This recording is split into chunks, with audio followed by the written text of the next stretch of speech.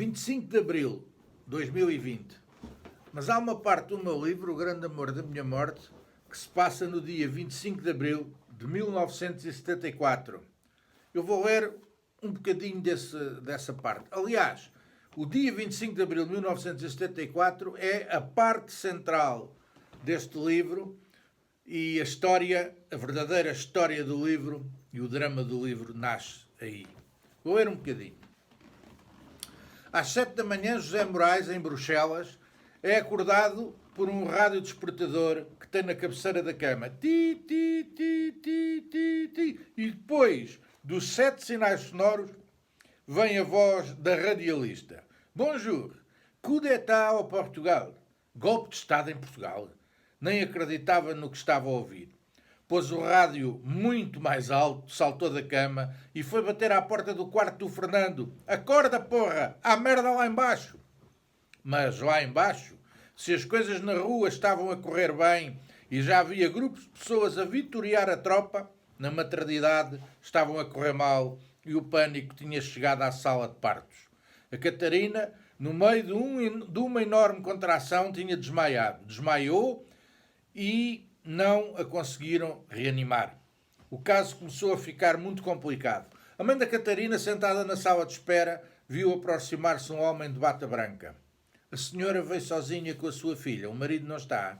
O marido ia para explicar a situação, mas longe de saber que as coisas estavam a mudar exatamente nesse dia, achou que era melhor não falar em refugiados e muito menos em políticas. Travou a tempo.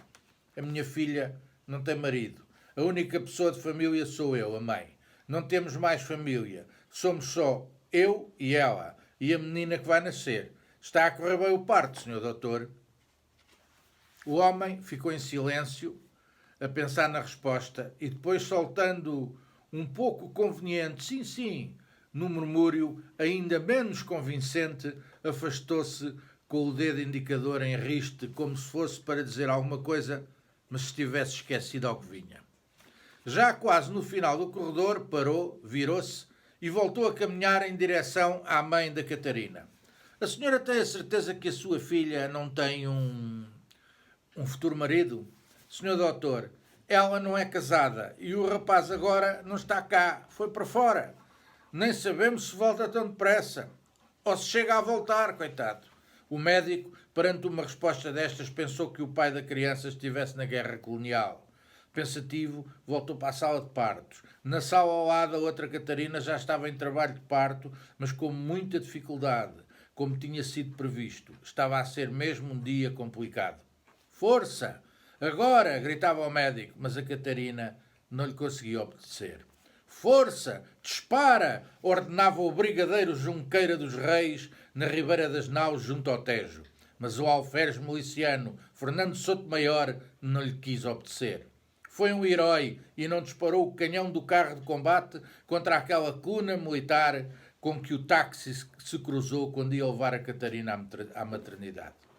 Nesse dia, e a essa mesma hora, na maternidade esperava-se o nascimento de 2 crianças e na rua o renascimento de um país. O velho brigadeiro estava ainda agarrado a velhas quimeras e velhas ilusões de glória, encapotadas por falsas valentias e apresentados com um manual de instruções para máquinas já obsoletas. Assim, não seria de admirar que as instituições não resultassem e que ainda fizessem a máquina passar a trabalhar em inversão. O brigadeiro só não queimou o disco rígido porque nessa altura ainda ninguém falava em computadores, mas ficou afetado dos fusíveis, que era uma coisa muito usada na época. Passado dos carretos, que é uma expressão que se usava na altura e hoje ainda se usa. Deu voz de prisão ao alferes e tentou dizimar a cuna militar com um tiraço que ordenou ao cabo José Alves Costa. Tu, dispara! Vou ver se sou capaz. Ou dás fogo ou dou-te um tiro na cabeça. Mas o cabo fintou-o muito bem. Fechou-se dentro do carro e não voltou a sair. Foi mais ou menos como quem diz: vai dar um tiro na cabeça do ao brigadeiro de merda. Depois, o brigadeiro, já a fazer figura de parvo, diga-se, dirige-se para a rua do Arsenal e ordena aos outros cabos que abram fogo, mas sem um único lhe obedecer. Estes são os heróis desconhecidos daquele dia 25 de abril de 1974, que não sendo dia santo, será sempre um santo dia, protagonizado por estes que serão para sempre os mecenas da nossa liberdade. A esta hora em Bruxelas estava o José a ouvir as notícias da rádio e de lágrimas nos olhos a pensar no seu país e a abraçar de forma imaginária a sua Catarina.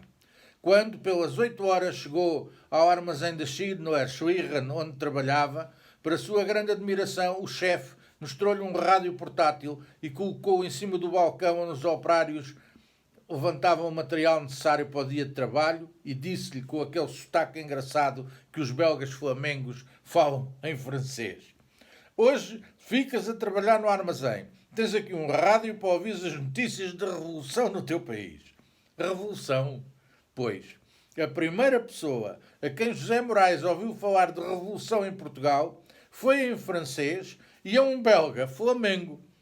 Um belga flamengo daqueles que se recusam a falar francês com outros belgas e que conseguem estar a conversar durante horas, cada um na sua língua, sem nenhum vergar à língua do outro. Você vem à página da Saleia TV, carrega aqui neste botão que diz comprar agora, vai parar diretamente à página onde o livro está à venda no site da Chiado Editores. Pode comprar o livro em e-book, custa apenas 3 euros, paga e recebe logo para a internet. Ou então, custa 14 euros a edição em papel, livro mesmo.